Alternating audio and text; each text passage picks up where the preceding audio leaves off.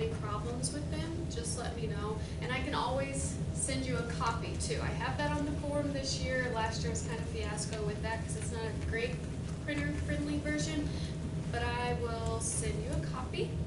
So for students, if you ever have a student come to you and just confused as all get out, of course you can send them to me to see about work study, but you can also explain it to them that it's similar as far as the financial need goes as Pell eligibility. So if they look on their financial aid award letter and they see that they get the Pell grant, that generally means that they qualify for work study.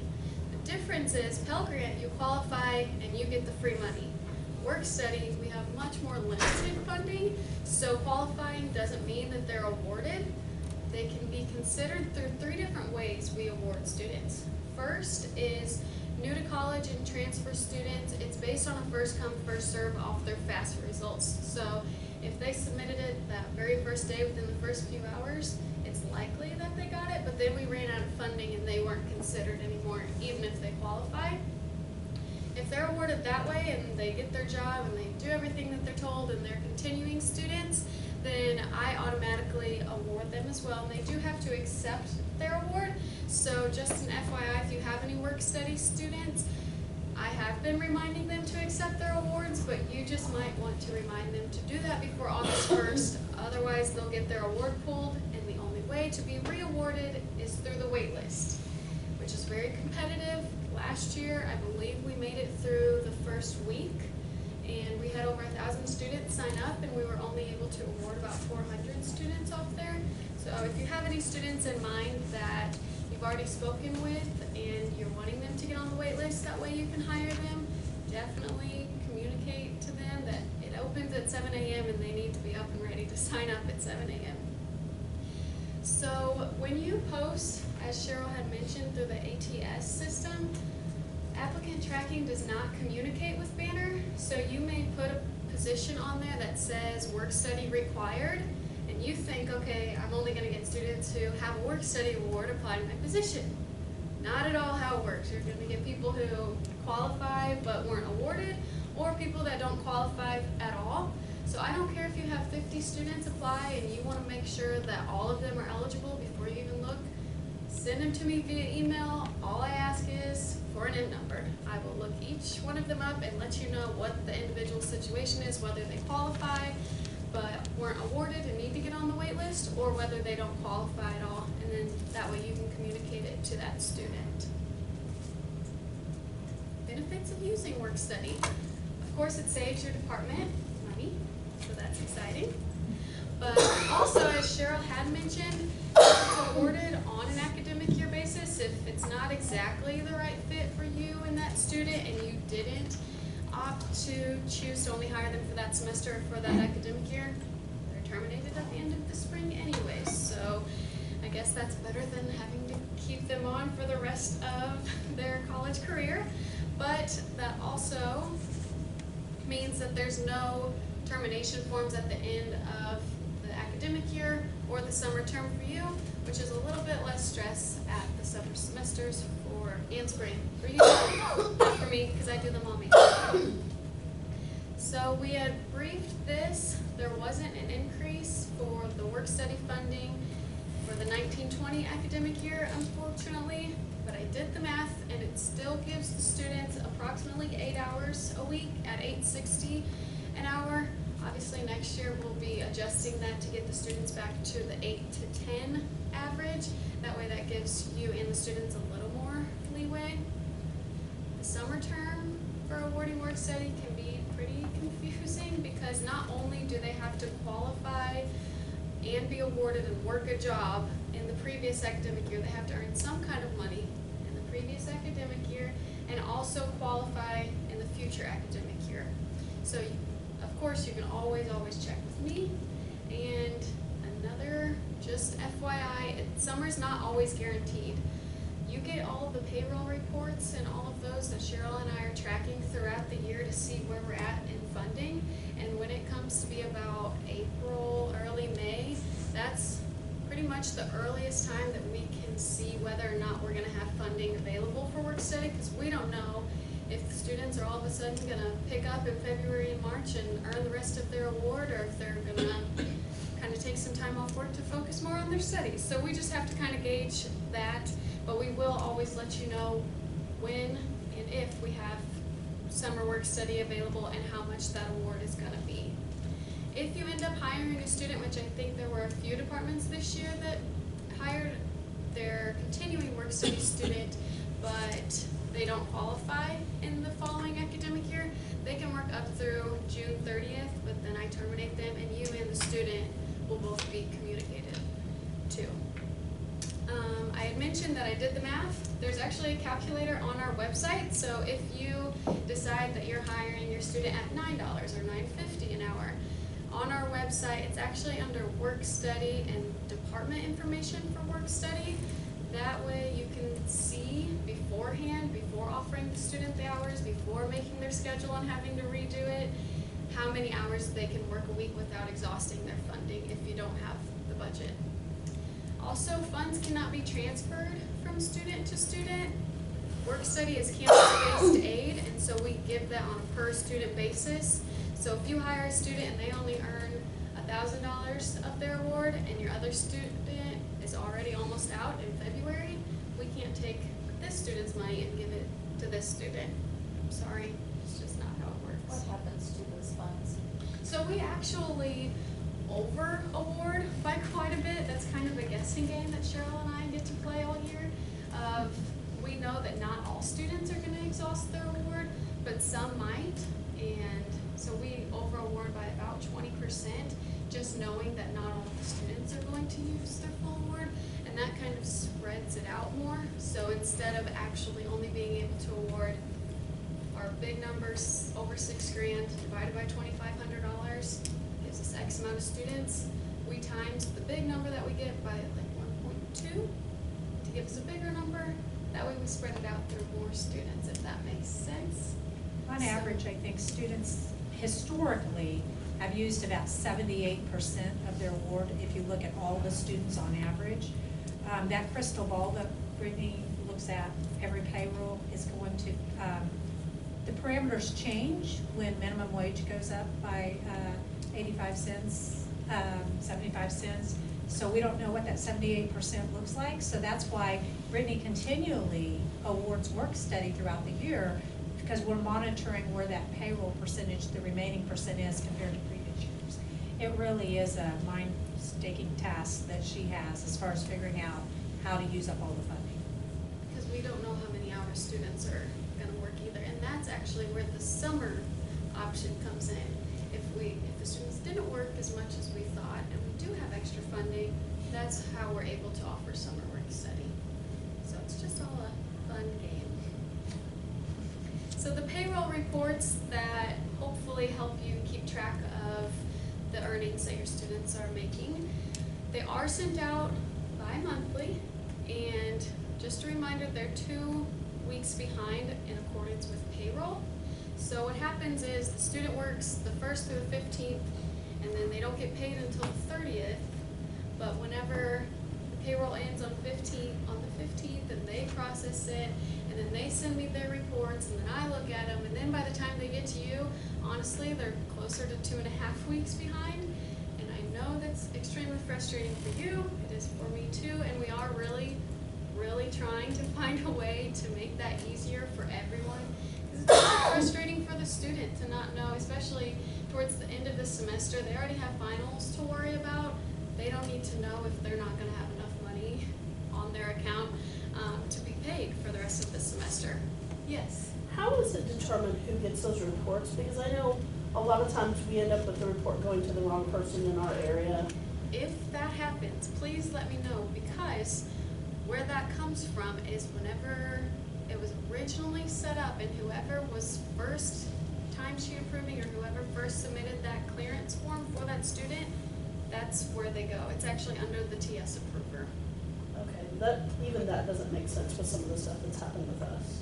Well, if you ever, because I've had a couple of departments change that, and I can manipulate it, but once it's in the system, I don't know that anything changes until I'm notified. But yeah, if you want I think it must be occasionally other departments putting in the wrong TS number or something, because we've definitely gotten students that aren't looking for anybody in our department at all. That's It never really happens.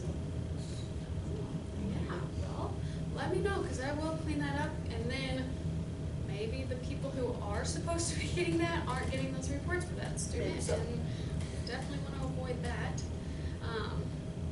So it's also a good idea to just, if you have time, monitor your student hours and funding, because by the time it gets to you, like I said, it's 2.5 weeks behind, and I have a lot of departments call me and ask where the student is at this date and time, which is fine, I want to help you, but I can only tell you up to my last payroll report. So then you, or the timesheet approver, needs to go back and look and see, okay, Sally submitted 12 hours after I got that payroll report on this timesheet, and she's also worked 6 hours today.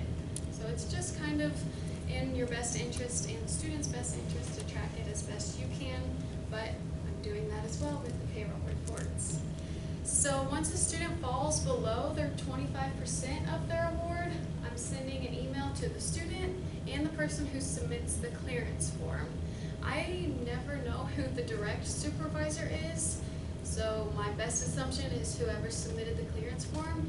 If for whatever reason you have somebody else submit the clearance form for you and you are the one who needs to be notified of where the student's funding's at, just send me an email and I can also update my records that way.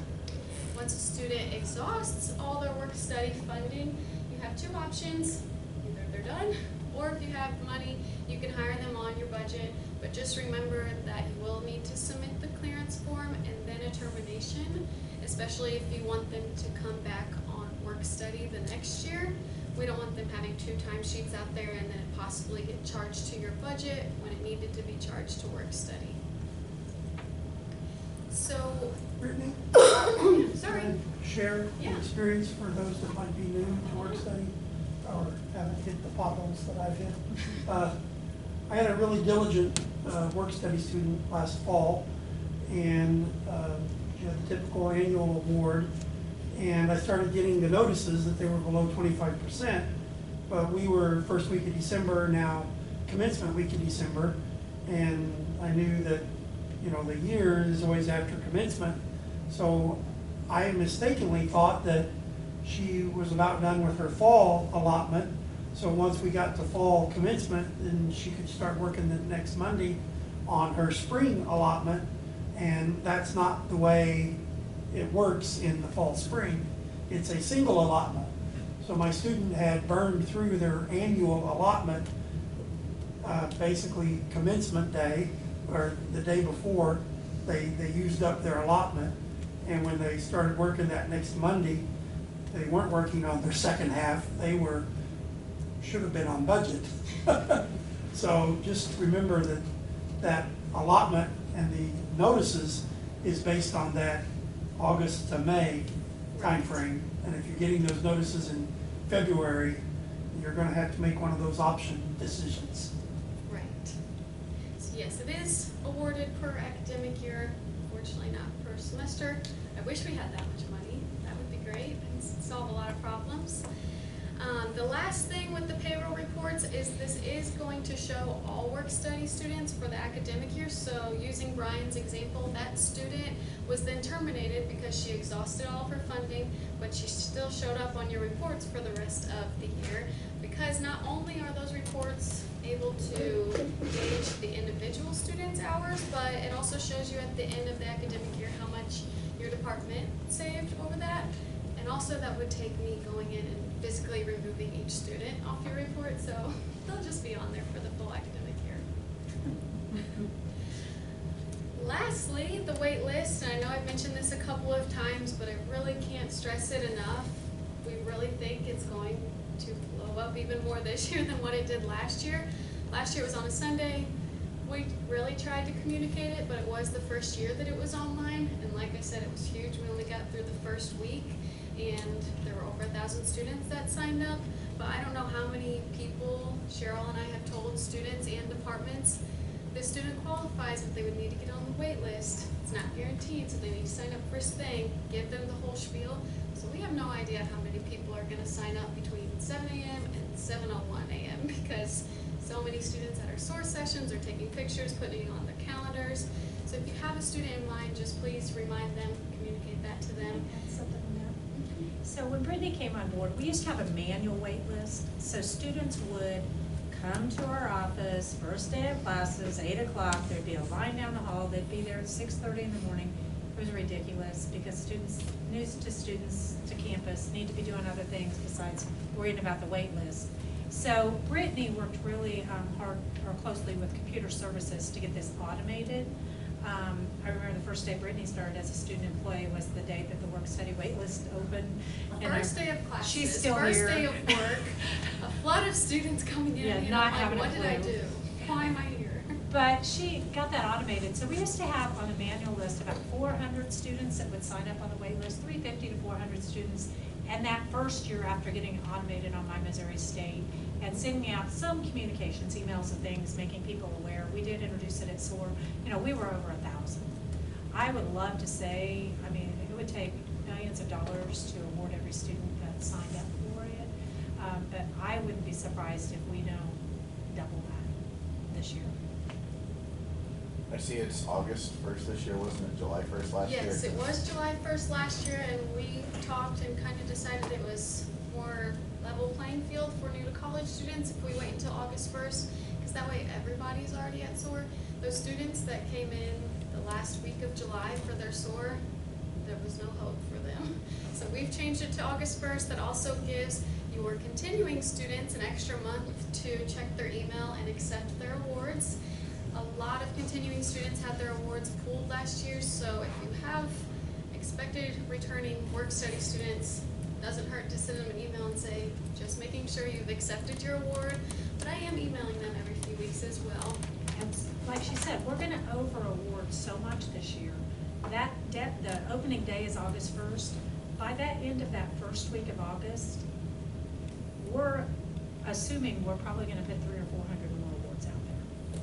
So if you got postings, this would be a good time to get them up. Quick question, so if we have continuing students who were maybe budget employees in the past, is there a possibility if they haven't received work study in the past that they would receive it this year? By signing up through the wait list is the only way. They're not. So if they've never been offered work study before, even if there's been some catastrophic change in their family income or something like that, they're not gonna be offered it? Correct, because the only way we automatically give it to students is new to college and transfer, and it's based on their FAFSA completion.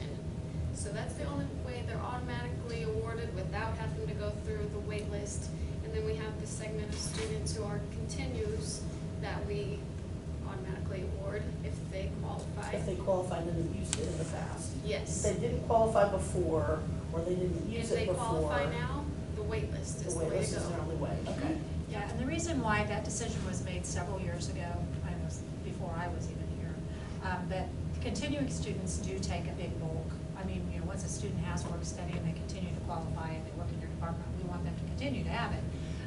But it's kind of a marketing tool to First College as well, because it's showing that there's an additional campus-based aid award. So the university kind of took the tact of offering that to First College as a marketing incentive. Well, it seemed like just from our experience that, and maybe this wasn't the case, that there was a period of time where when that switched, that students who were continuing also didn't get it offered to them. Because we had a lot of students that we hired in their first year that suddenly didn't have work study in their second. Their college eligibility, package. I mean, their FAFSA results could change, Of and course. it's gotta be based off of that. But if they qualify and they accept their award, I mean, they get numerous emails saying, Brittany has a catalog of emails, you have to accept by this date.